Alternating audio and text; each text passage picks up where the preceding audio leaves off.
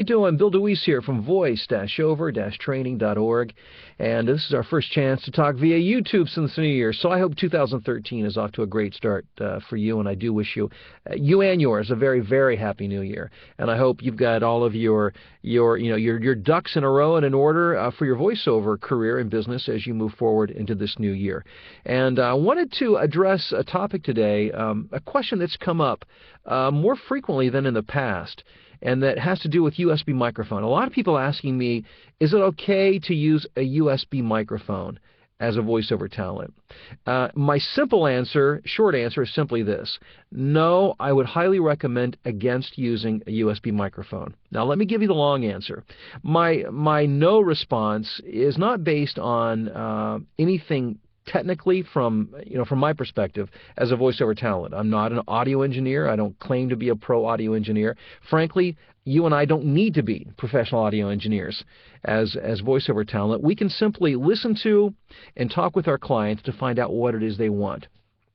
And if you know anything about me at all, you know that everything that I do as a voice talent, I approach from a marketing perspective. And simply, being a voice talent is about being a great performer, but it's also about being a great business person and a great marketer. And I'm always listening to what my clients want or what their perceptions are. And one thing that I have learned is that a number of my clients, especially as you begin to market yourself to outside recording studios, and especially as you begin to get bigger jobs and higher paying jobs, you will find out that the studio engineers will begin to ask you what equipment you use. And one of the things that they, generally speaking, again, this is a broad generalization, is that most studio engineers do not accept work that is recorded on a USB microphone. Now, people more qualified than myself could go into a great explanation of why. Frankly, for me, I don't care why. All I care about is what my clients want. Because, from a marketing mindset, perception is reality. So, we could sit and argue as to whether USB is as good or better than having a large diaphragm condenser studio microphone like this here. But really, that's not even the issue. The issue is, what do clients want?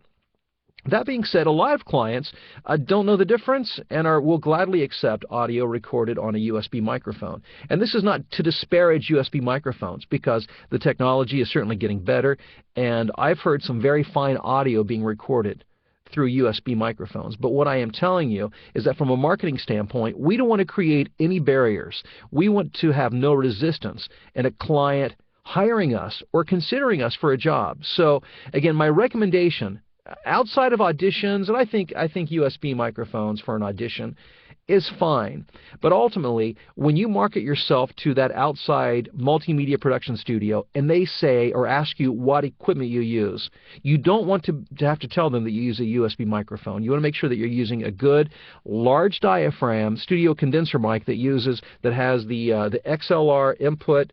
And just to help you out here, it's those three little prongs right there. That is an XLR. That's the kind of input you want, not USB.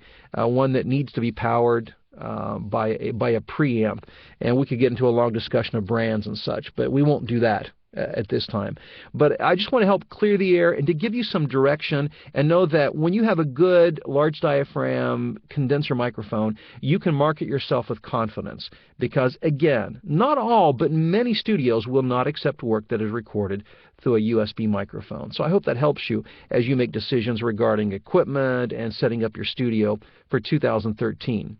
Now, let me quickly touch base on something and let you know that if you are not signed up on my email list, I want to strongly encourage you to do that right now at voice-over-training.org for a couple of reasons. First of all, when you do that, you will have immediate access to an audio program that I downloaded that gives you what I believe to be the 7 biggest secrets, the 7 things that you most need to know to be able to create a successful voiceover career.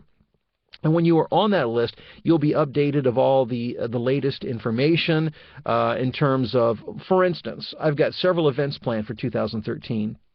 and as well as several new programs. I'll be doing my voiceover playbook, which is my voiceover marketing workshop upcoming this year. Also, I've got an audiobook workshop that I'll be doing this year.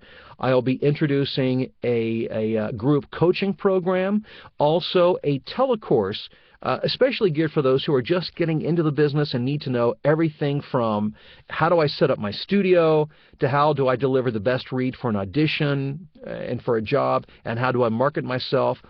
Everything A to Z from VoiceOver Talent will be included in this telecourse. And when you're on my email list, you will be receiving, very shortly, I'll be sending out a schedule for the entire year of all the new and cool stuff that will be coming up to help equip you and prepare you to be successful in 2013 as a VoiceOver Talent. So go over today, right now, and sign up at voice-over-training.org, and I look forward to talking to you real soon.